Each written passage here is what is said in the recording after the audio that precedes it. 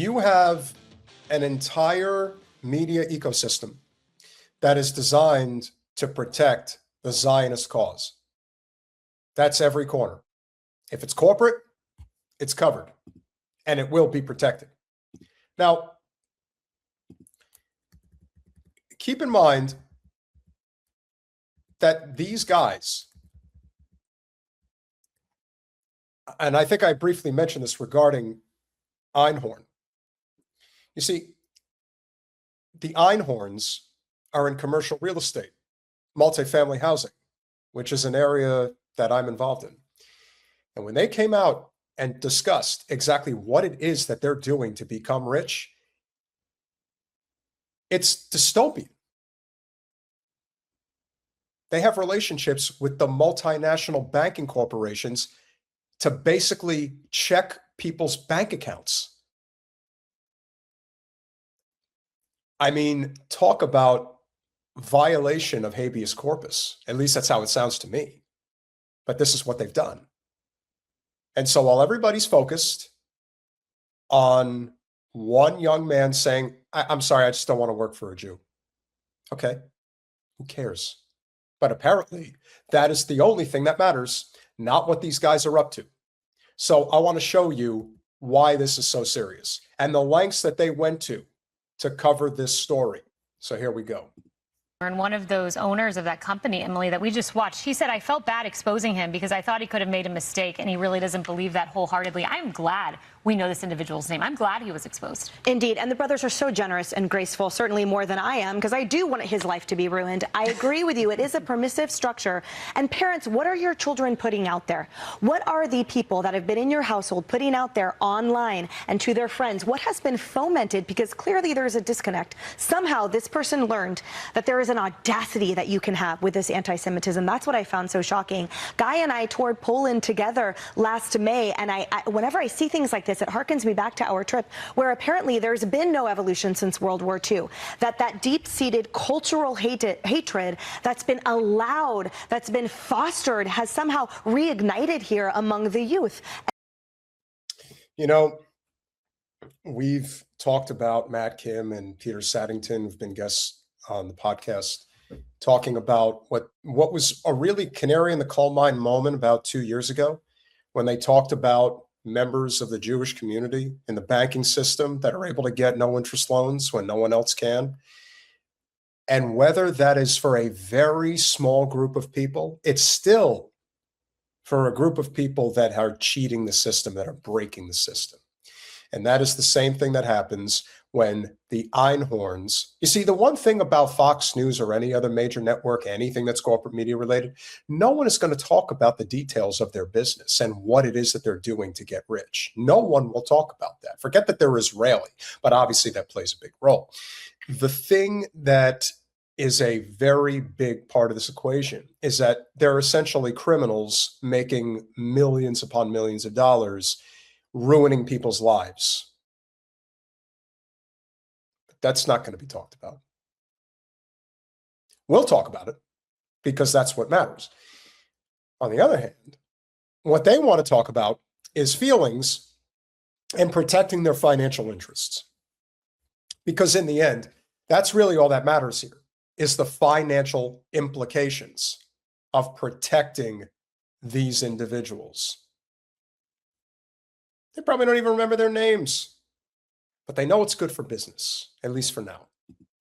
And it is sickening. Cornell needs to take greater steps. So do parents. So do online forums. And somehow this 65-pound vessel of hatred needs to know that not only is this not okay, but it's not acceptable socially. Because clearly online and among those kid groups, I keep saying kid, among the youth, they have learned that it's okay, that it's right to have this anti-Semitism. It felt sickening for me to just quote him, by the way. To just say those words, quoting him, felt sick. I'm really interested to see if Mr. Franco gets a job. Does anyone hire this guy? I really want to follow up on this. Well, it's funny you mention that, because evidently the young man has already been presented with plenty of job opportunities. So much for that, I guess. However, if you think that they were not going to parade the tiny hat wearers around. Trust me, they were going to do it. And sure enough, they did. Jewish brothers offered to interview him for a summer internship at their startup. He posted this reply: "Not interested in working for a Jew. Thanks." The brothers with this response. There's too much hate in the world right now, and to overgeneralize one specific religion or one specific race is never a good idea, because you see people that are across the board from different walks of life that could become friends, that can do business together, that can build a family together. So I never think it's a good idea to overgeneralize in that sense, and I think we need to come together and bring more love to the world. Well, I'll tell you about bringing love to the world. The love to the world that I will see is when Israel is no longer in our crosshairs, including your curly crosshairs. You see, guys, the whole thing about the tiny hats and the big Star of David, they're props. It's an image that they're trying to sell. Plus, when they're getting so much attention, and to the extent that this attention is going to garner them more financial opportunity, one really has to wonder what the motivation was to bring attention to it in the first place. Or was it all one big setup? Because in many cases, the thing that they are always banking on is the revert back to the same concept of everyone's out to get us, protect us, protect us, protect us. And again, these are not some broke-ass kids who somehow caught a break in life and now they're fighting for their survival. No, these boys are from Teaneck, New Jersey. Now, as I mentioned, Teaneck is one of the more affluent, predominantly Jewish areas of North Jersey, just outside New York City.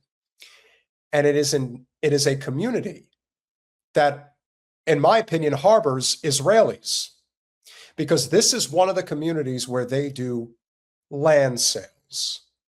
Yes, that's right. That is what this community is known for. Who's to say that the Einhorn family hasn't bought a few plots of land in Gaza and the West Bank? I'm not a betting man, but if it turns out that they did, it wouldn't surprise me, and I doubt it would surprise you either. But let's hear what else they have to say. Wow, just wow. CB Cotton's got more on this from New York City. CB? Hey, John. So Cornell student Austin Franco is accused of sending the anti-Semitic message. And in several online remarks, he appears to be standing by his comments. He was supposed to join an online live stream last night to discuss the controversy, but he backed out at the last minute and wrote a lengthy X post saying it was best for him to put the interview on hold and suggesting his future at Cornell could now be in limbo. The post also reads in part, quote, "I will fight for what I believe is right, not for money, power, or something material, but for the cause itself," end quote. According to startup founders and brothers Gabe and Aiden Einhorn, Franco applied to their company through an online hiring platform and was accepted in the first round. The brothers say Franco sent them the anti-Semitic message through the same platform after they followed up to schedule an interview. The brothers shared screenshots that they say show Franco replying, quote, "Not interested in work for a Jew." Gabe Einhorn initially concealed Franco's identity when posting the exchange online. Boy, I tell you, if I could go and work for anybody, it's definitely those two guys. But Franco's identity was later revealed through online comments, and Franco responded once again, standing by his message. The Einhorn brothers tell Fox they only spoke out to highlight anti-Semitism. The goal really for me in that initial post was just to show the fact that there is clear anti-Semitism in the world. After seeing people try to deny it and tell me that it doesn't exist, I was trying to show an example of, look, this is clearly anti-Semitism. You can't argue. Okay, so one has to ask themselves, where does the hatred stem from? Does it just come from nowhere, out of the clear blue sky? Or is there a legitimate reason why people have a distrust, a dislike for certain types of Jewish people? And the Einhorns are proving in real time why so many people have had enough. These are not people that are dregs on society, that are just sitting at the bottom rung and can't provide any. No, these are people that are in control. They have power. They have money. They have influence. They have it all. And yet they're victims. If I were Einhorn, and it truly wasn't about Jewish supremacy, and he wrote a message saying, I'm not going to work for a Jew, I'd be like, okay, that's fine. You'll regret passing this opportunity up. That would have been the proper response, but nope, no way. Can't let that go. Go for the throat. Go right for it. And so that stemming hatred, there's a reason that that's happening, but we'll finish this out. You against it? In a statement, Cornell University condemned anti-Semitism and said its Office of Civil Rights has opened an investigation. Fox reached out to Austin Franco for a comment and was referred back to online remarks. John. Mr. Franco may find it difficult finding another internship after that. We'll see. CB Cotton, CB, thank you. Good, Goyam. You did your job. And this is why I want people to understand, because I'm going to be very clear about this. I don't trust Nick Fuentes. I think he's an op. He's probably a Fed. He's also a little bitch. But aside from all of that, I understand why people gravitate to this super pro-white individual. I understand why there are people like my friend Osiris, who is black and loves him, thinks he's the greatest thing since sliced bread. I don't agree, but I understand why this very gifted orator is as enthralling as he is for a lot of people. And why when people ask, why is it that this hatred is happening? It's not hard to see why at all. It's actually very obvious. And here's why. 19-year-old college student gets annihilated from orbit by a billionaire? This is totally insane. What kind of billionaire thinks like this?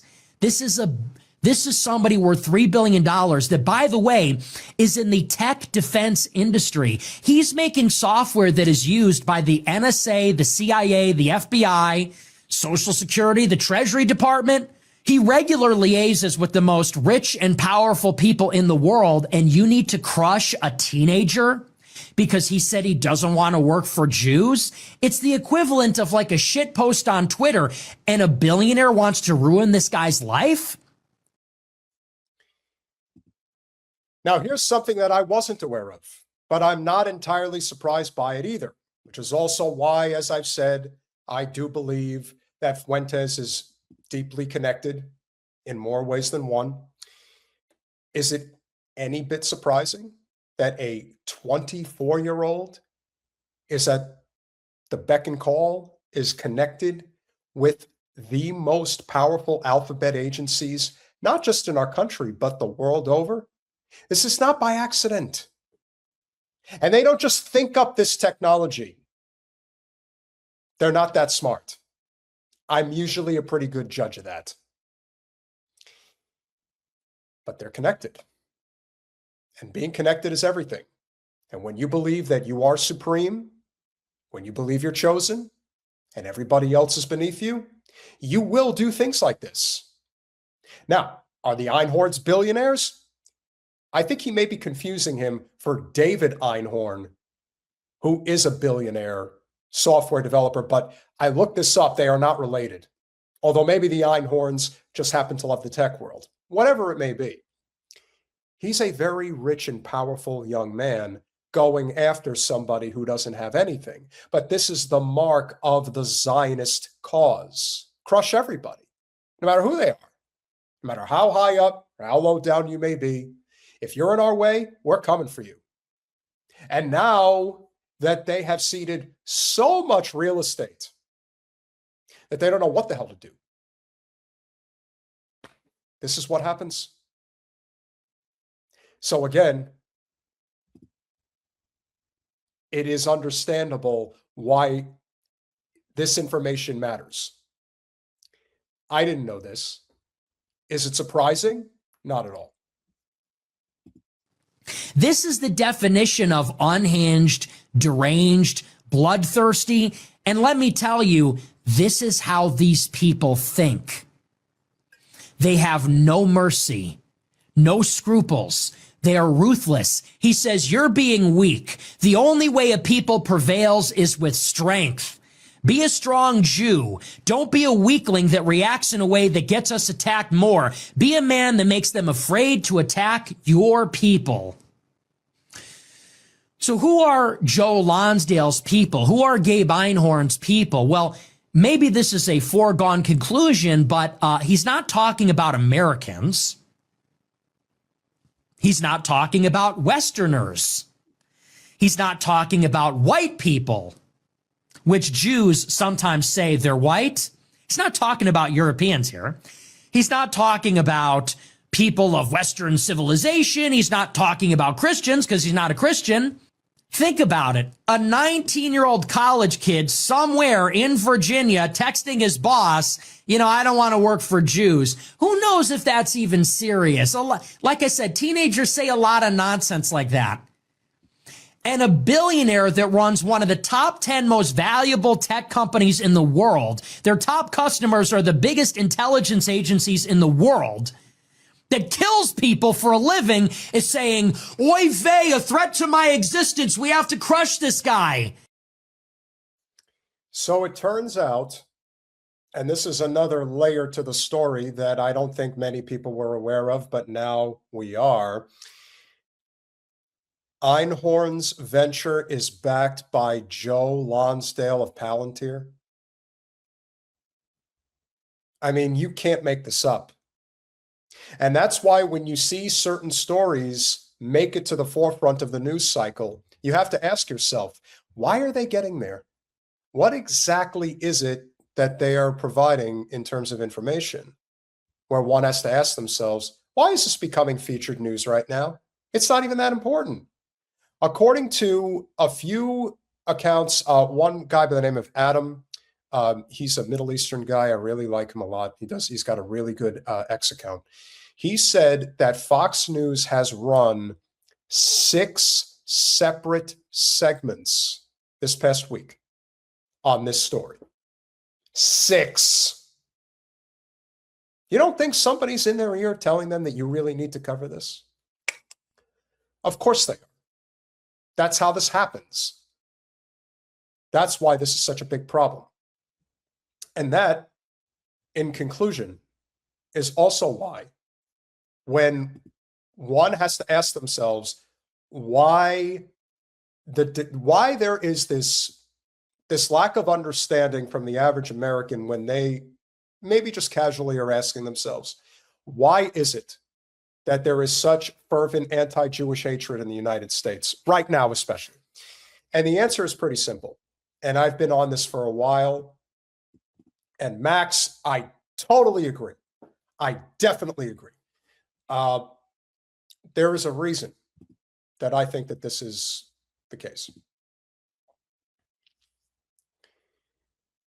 Zionism can only survive if it's intertwined with Judaism.